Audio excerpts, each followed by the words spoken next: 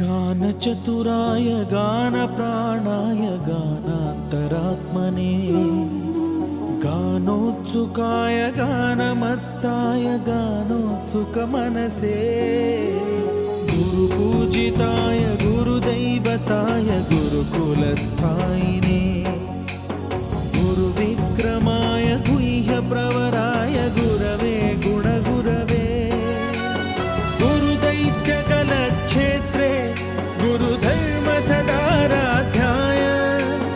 गुरुपुत्र परित्रात्रे गुरुपाखण्डखण्डकाय गीतसाराय गीततत्त्वाय गीतगोत्राय धीमहि गूढगुल्फाय गन्धमत्ताय गोजयप्रदाय धीमहि